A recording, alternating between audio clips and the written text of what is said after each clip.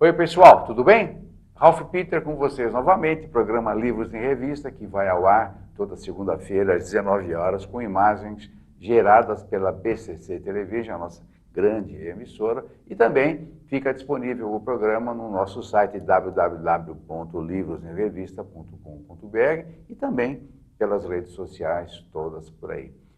O programa Livros em Revista sempre tem e teve o firme propósito de levar até vocês um bom entretenimento com elevado teor de cultura. Desta feita não será diferente. Recebemos aqui o grande professor da Unisa, fotógrafo, quase um bom arquiteto, quase um bom arquiteto, um sujeito voltado para as artes, principalmente as artes medievais, que ele esteve me relatando aqui agora há pouco como que ele se infiltrou, se enfronhou nesse lance de artes medievais, e eu fiquei também com vontade de participar desta loucura. Mas, em suma, eu estou falando de Jack Brandão, que nos visita e nos dá a honra da presença. Antes de passar oficialmente para ele, eu quero dar uma dica para vocês. Uma dica e uma felicitação. A sugestão é, acessem, por gentileza, facebook.com/Mulheres com Direito.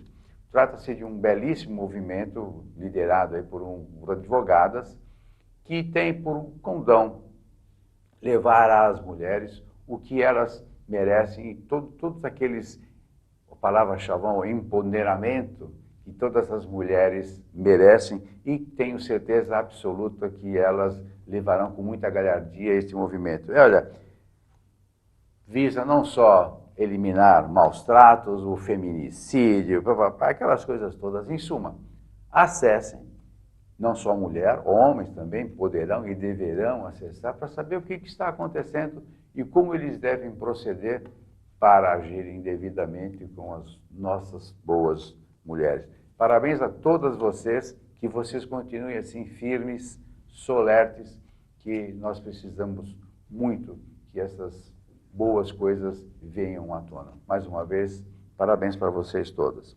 Jack Brandão, agora é oficial, hein, velho? Estamos aqui.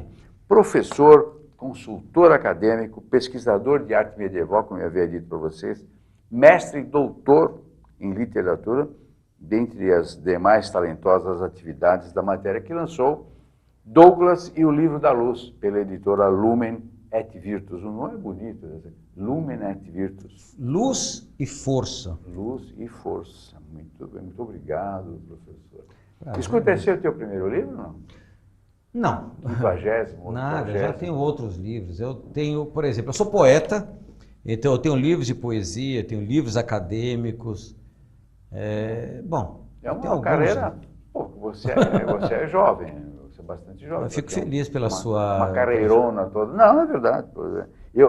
Nós não nos conhecíamos pessoalmente, a primeira vez que eu o vejo, e realmente foi uma surpresa boa. Você tem um aspecto jovem, pelo menos jovial. Oh, que bom! O que já é um grande negócio, né? Não, imagina se eu tivesse sem a barba, porque eu deixei a barba de novo. Mas eu gosto muito de barba, então a barba tá branca e mostra muito, né? Não, mas a barba branca ou preta, ou qualquer outra cor, rouba uns 5 a 10 anos. Sim, verdade. Pessoa. Isso eu me lembro quando eu tinha, por exemplo, 30 anos, eu minto que já 30 deixava anos, eu tinha 20 anos, 19 anos, eu deixava, quando eu saí do exército, eu servi o exército. Aí eu deixei, eu falei, não quero mais fazer barba, pelo menos por um tempo. Então durante um tempo eu deixei a barba. Eu tinha 19 para 20 anos. Nossa, me davam 35 anos na época.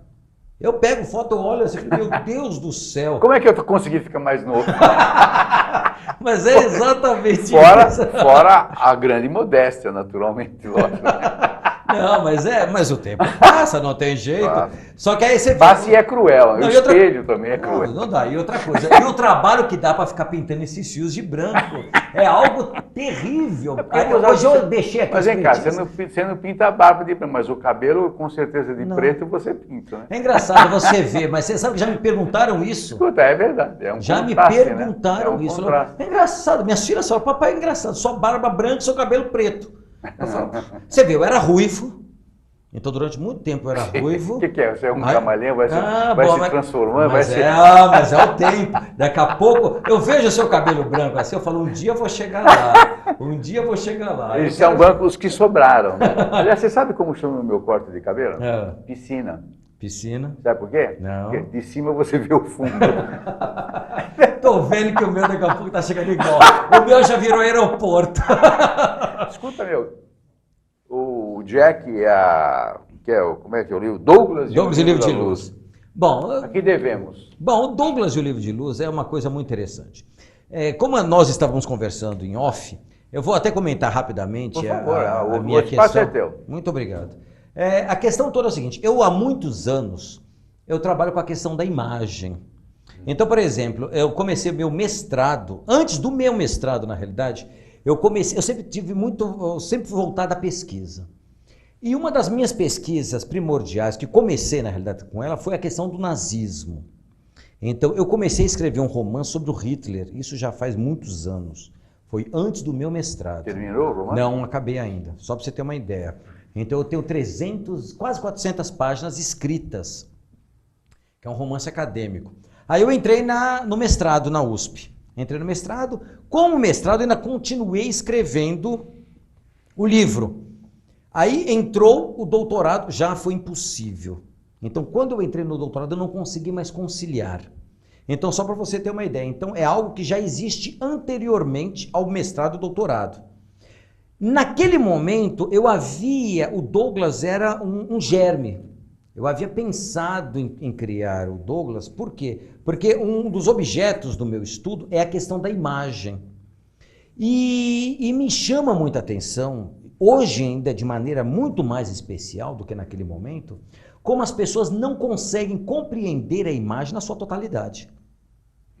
Porque nós temos uma falsa impressão de que a imagem é algo extremamente simples de se ver e simples de se ler.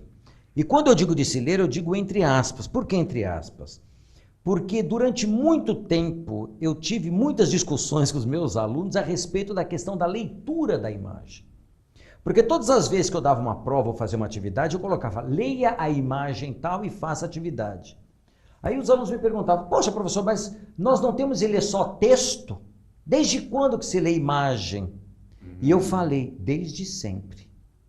Então você vê, entrei no mestrado, eu trabalhei com a questão do barroco. Ou seja, eu fiz uma análise de um poeta alemão chamado Andreas Gryphius. Então eu fui trabalhar com o barroco alemão. No doutorado eu também trabalhei com o barroco alemão.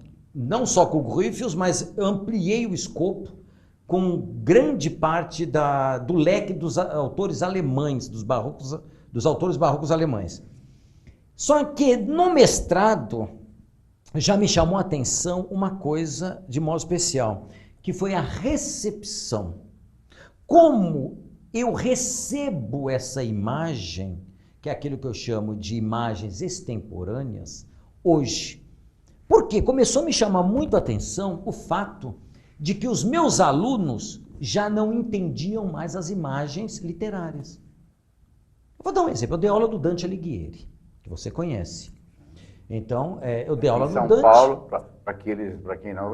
Dante Alighieri é um colégio formado basicamente pela colônia italiana, aqui em São Paulo, no bairro dos Jardins, um colégio primário. Exatamente, um colégio top, um colégio que tem 100 anos já, que é de 1911, não me falha a memória.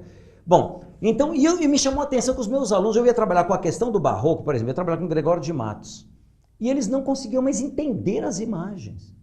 E eu falava, caramba, mas são imagens religiosas, no mínimo. Cordeiro, o que é cordeiro? O que é... E eu falei, Aí é um lance de cultura, né? Não, mas não é. O tempo foi mudando, o pessoal começou o quê? A esquecer realmente. Além da questão da própria cultura. Eu falei, caramba, uma cultura religiosa é o mínimo que você tem que saber. Você não precisa ser... Uma coisa que me chama a atenção, por exemplo, na Europa, e que nós não temos no Brasil, é o seguinte. Na Europa, mesmo que a pessoa, a família se diga ateia ou agnóstica, ateia não, agnóstica, eles colocam os filhos ou na escola dominical, no caso dos protestantes, na região protestante, ou no catecismo, na região, por exemplo, onde há o domínio católico. Por quê? Não pela doutrinação, entre aspas, mas para que ele aprenda o quê? Cultura. A história. Exatamente. No Brasil nós não temos isso, pelo contrário, você rechaça isso. Então é algo que eu comecei a notar nos meus alunos. Então, a partir daí eu falei, opa, tem alguma coisa diferente aqui. Então, no doutorado, o que começou a me chamar mais atenção foi a questão da própria imagem. Como esses alunos, como esses jovens, como essas pessoas estão olhando, estão lendo as imagens. Daí me surgiu a ideia do Douglas. Porque o Douglas e o Livro de Luz, na realidade, é exatamente isso. Busca ser uma arqueologia imagética. Logo no início do livro eu coloco assim, um romance dito iconofotológico. Porque a iconofotologia é exatamente o quê? A iconofotologia é a minha teoria da imagem. Quando eu digo minha, é porque eu estou construindo a teoria já faz mais de 20 anos. Tanto que eu estou para lançar o meu livro sobre a iconofotologia. Iconofotologia. Iconofotologia. A iconofotologia, o nome vem de 3 nomes, de 3 palavras gregas. Icono vem de eikon, que significa imagem em grego. Foto vem de fotos, ou fós, que é luz, que vem a palavra fotografia, que é o quê? A escrita de luz. E logos vem da palavra imagem. Então, nós temos a chamada iconologia, que é o estudo das imagens. Nós temos a iconografia, que é a escrita das imagens. E tem aquilo que eu chamo de iconofotologia, que é como nós lemos essas imagens de tempos temporâneos, à luz da sua época. Então, o livro Douglas e o Livro de Luz vai trabalhar exatamente isso. É um livro denso, você leu, então você viu que realmente não é algo... se coloca como um livro infanto-juvenil, mas eu me questiono Pega muito. muitos adultos pelo pé. Exatamente. Não é fácil, né? Apesar de você determinar, com aspas também, né? O público infanto-juvenil, até pela capa, né? Sim. Mas dá leitura para qualquer curioso, independentemente de idade. Porque lá eu tento trabalhar com, por exemplo, a história, o enredo, se passa no primeiro ano que nós chamamos hoje de ensino médio. Não há temporalidade no Douglas. Na realidade, o Douglas não há temporalidade, não há espacialidade, não há um espaço pré-definido, ou seja, você não sabe se é Brasil, se é Europa, não há local definido, não há tempo definido. Só a única coisa que nós podemos pensar no tempo é uma época pré-internet, por exemplo. Não há celular, ou seja, a sua pesquisa é como há um tempo atrás. Isso naturalmente foi proposital. Sim, sim. Que não é que você escreveu há 500 anos. Não, naquela época já havia, por exemplo. Mas havia, mas realmente foi proposital. Para buscar a questão da pesquisa.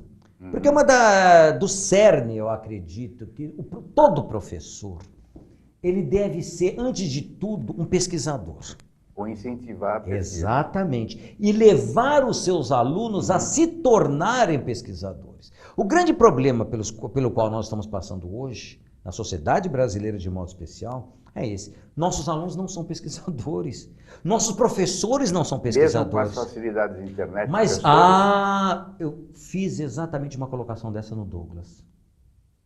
Há uma parte no Douglas, você deve lembrar, que eu falo o seguinte: vai chegar uma época em que as pessoas vão ter tudo e vão ter o mundo todo às suas mãos, mas não vão saber empregá-las, não vão saber usar, que é a internet. Eu costumo dizer que as pessoas estão tendo muita informação, mas não formação. Exatamente. O que é um desastre, na minha opinião. Lógico. É claro que é a opinião de um ser jurássico, concordo plenamente, sem ironia. Não, mas não há jurássico, Mas não vejo dessa forma. Mas o que eu temo, eu vejo meus netos, por exemplo. Você vai conversar com eles, eles não conversam mais com você. O abraço é um abraço protocolar. Isso é um padrão. Isso é triste, O beijo é um beijo protocolar. E depois os caras não levantam a cabeça e ficam no joguinho, ou não sei o quê. Você vai nos restaurantes, as crianças pequenininhas. Tem lá babá. A gente chamava antigamente a televisão de babá eletrônica. Hoje você tem o smartphone, que você faz do telefone, tem telefone especial para bebezinhos e tal, não sei o que, tal. Então eu acho que nós estamos entrando, apesar de toda a disseminação desta informação toda, talvez até por excesso de informação. Exatamente. Você fica, eu estava comentando contigo agora há pouco, que eu já não estou mais conseguindo atender todas as pessoas que me procuram. Não estou dando uma de gostosinho. Não, sim, é porque não está concordo. dando mais tempo mesmo, não tem jeito. Agora, me fala uma coisa, por que você escreveu Douglas? Algum? Bom, Por que Douglas... Douglas e não João, Zé? Sim. Douglas, bom, é triste que eu vou falar spoiler aqui, mas não tem jeito, né? Não, faz um spoiler. Por que você matou aquela coitada da professora? Nossa, não. Sem querer dar spoiler, em absoluto. Mas vamos voltar ao Douglas. O Douglas, a palavra Douglas, na realidade, é uma palavra de origem quase, vamos dizer, meio germânica, mas voltada para a questão para holandês, que significa aquele que saiu da lama preta. Nossa. É o que saiu da lama preta. Então aí eu faço um jogo, porque nós temos, a nossa sociedade, ela coloca o negro como algo inferior, como alguém inferior. Nós estávamos acostumados a isso. Felizmente estávamos. Eu acho que pena que a gente queria acreditar nisso, né? Mas não é bem assim, não, né? Por sorte, eu jamais acreditei nisso. Mas as pessoas, infelizmente, nós temos uma sociedade ainda que tem muita gente que acredita nisso. Eu não vejo diferença, eu acho que nós somos todos iguais, não vejo, não é a pele que vai fazer a diferença. Isso é papo para boteco. Mas exato. Aí o que acontece? O Douglas, então é isso, o Douglas é o negro, na realidade, certo. E o antagonista do livro é o Bianchi. Bianchi em italiano é branco. Então aí eu tento fazer um cruzamento para mostrar que realmente é um pouco diferente. E o Douglas, ele vem à luz do quê? Do conhecimento. Certo. Então, independe da origem, se é pobre, se é negro, se é isso. A luz do conhecimento, que o livro de luz, na realidade, é um livro de todo o conhecimento da humanidade, ele está aberto a todos. Então, mas para que você alcance o livro do conhecimento, que é o livro de todo o conhecimento humano, que é o livro de luz, você demanda o quê? O esforço pessoal, o esforço do grupo, que é algo muito importante. Nós temos de ver que... Eu tenho um dos protagonistas, é negro também, e esse protagonista, ele mostra exatamente isso, que ele consegue galgar pelo grupo. O grupo vai fazer com que ele cresça.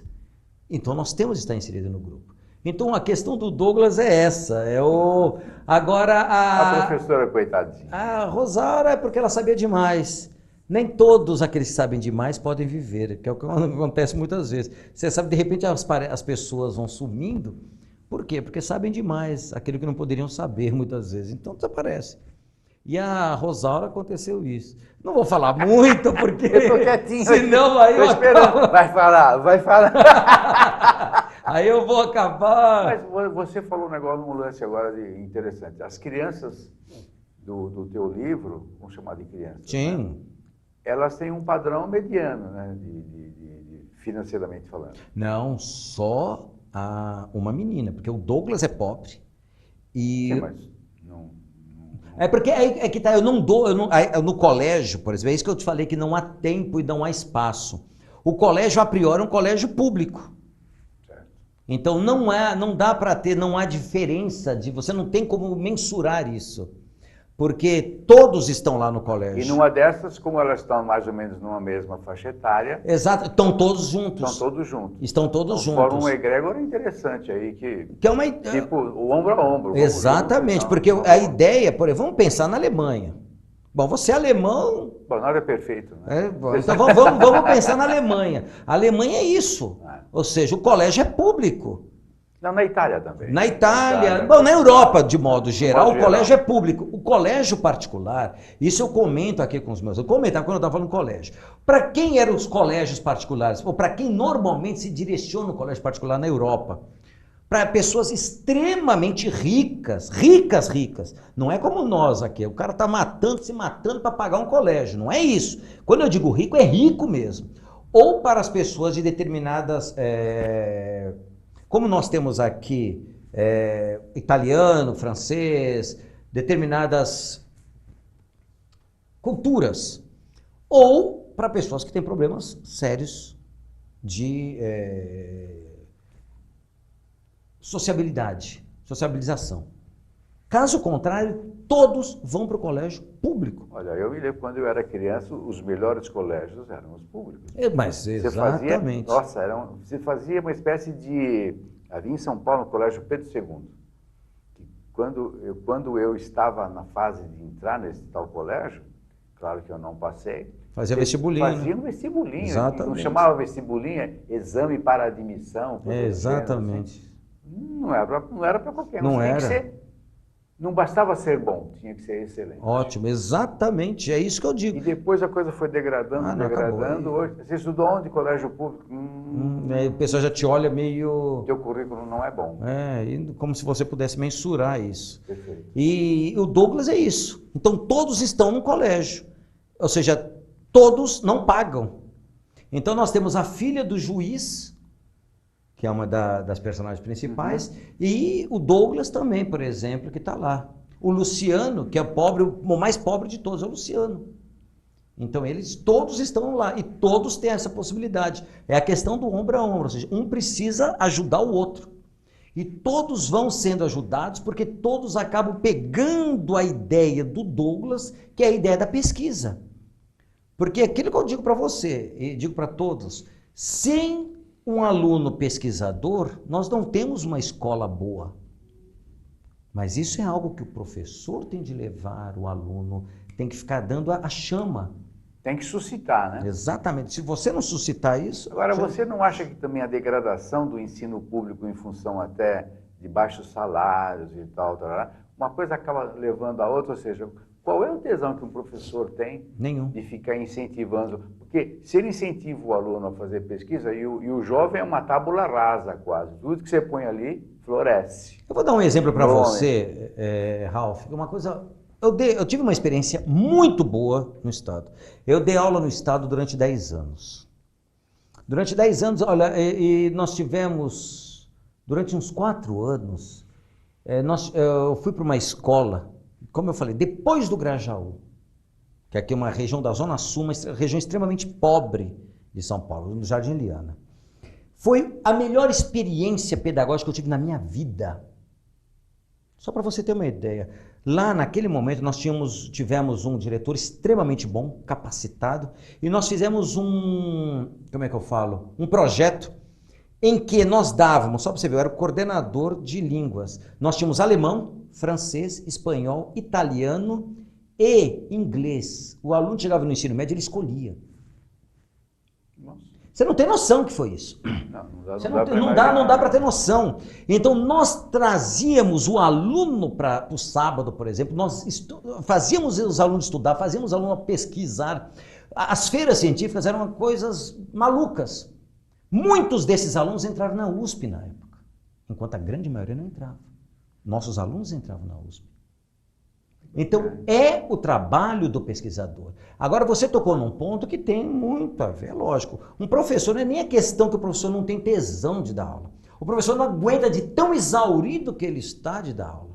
O cara, para ter um salário digno, o cara tem que dar aula 3, 4, 5 escolas. Por dia, né? Por dia. Com uma sala de 50 alunos, não há ser humano que consiga chegar a esse povo. Não, e se ele consegue incitar os alunos à pesquisa, ele vai agregar mais trabalho, porque ele não tem tempo. É aonde eu ia chegar. Não tem tempo mais. Esses nossos alunos, só para você ter uma ideia, eu me lembro que uma vez eu briguei assim, discuti com uma aluna em sala, exatamente por causa disso.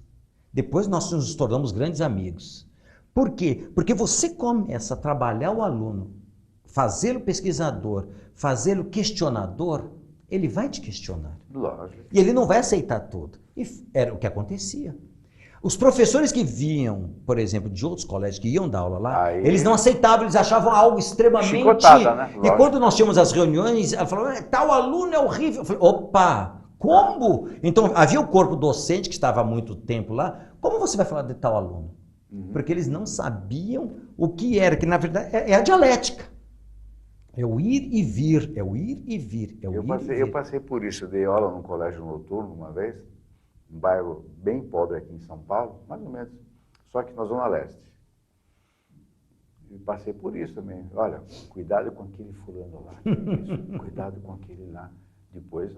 Bom, Você foi descobrir que... Aí já é o entrevistado é você aqui, mas é por aí, por aí. O professor que vem de fora já, além do preconceito natural, ainda ele é eivado por informações desastrosas, que o deixam até mais atemorizado. Exatamente, fica com o pé atrás sempre. Fica. E aí, coitado do aluno, ele está lá à espera de alguma coisa que você tem que dar, é a tua obrigação. Porque o professor, antes de mais nada, é um estoico, é um idealista. Particularmente no Brasil, o cara é um idealista. Infelizmente. É desrespeitado, hoje ele é desrespeitado, ele apanha na sala de aula e vai por aí.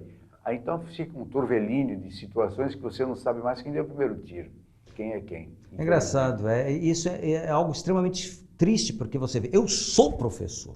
Sim, e jamais deixará de ser. Exatamente, eu não estou professor. Sim. A grande sacada do verbo ser e estar no Brasil que... Você não é professor porque você quer ganhar dinheiro, é porque é um intuito, é um talento, e é talento. Mas é talento mesmo, você tem que ser ator. O professor tem que ser ator. Agora, quando você entra numa sala, como eu havia dito, 50 alunos, o pessoal cansado, noturno muitas vezes, o pessoal já trabalhou o dia inteiro. Tem cara que dormia na sala. E dorme, porque o cara não aguenta. E eu deixava. Fazer o quê? De passar. Agora você vê, eu também, muitas vezes. Agora você vê, diante disso, com uma carga horária monstruosa. Não dá, não tem. O cara tem que ser super-herói. Infelizmente, nós estamos encerrando. Madonna, não começamos ainda? Mas que? Tenho culpa que você fala muito. Eu nada. Você está me perguntando, você foi me... Escuta, tem algum outro no forno desses tantos que você já escreveu? Não? Nesta linha, por exemplo, não. Que eu achei excelente. Não, sim. O livro, pessoal, na boa, desculpe o corpo presente, sim. Mas é uma obra-prima mesmo, particularmente pela sua intenção, pelo seu envolvimento, e é um livro envolvente. Muito bem escrito, muito bem editado, parabéns à Lumen, que olha, eu não conhecia essa editora e foi uma belíssima surpresa mesmo. E ter conhecido você então, nem se fala. Voltando, vai ter outro rapidinho? Bom, o Douglas na realidade é o primeiro de 5. Realmente eu não estou tendo tempo. Modesto, você está na fase modesta da Não, vida, mas um dia eu vou aposentar. Um dia eu aposento ainda. Eu ainda vou conseguir aposentar. Eu vou poder continuar. Bom, naquele condomínio que você mora, você tem que se aposentar e rapidinho. Não, mas lá você não tem o meu jardim para mexer, cara. Não adianta. Lá eu vou pro meu jardim, cara. Mas então, vai ter rápido? Não, ainda não. Porque este ano eu vou lançar agora 2 livros no segundo semestre. Eu estudo, como eu havia dito, a questão da imagem. Eu estudo Sudário de Turim também. Então eu vou lançar 2 livros agora. Um é um romance também, sobre o Sudário de Turim, a saga perdida do Sudário, a saga desconhecida do Sudário de Turim e de sua igreja. Então eu vou contar a história do Sudário de Turim, desde da fabricação do linho até o século XIX, quando o sudário é fotografado pela primeira vez. E a partir daí o sudário passa a ser o quê? Um objeto de pesquisa histórica e de pesquisa científica.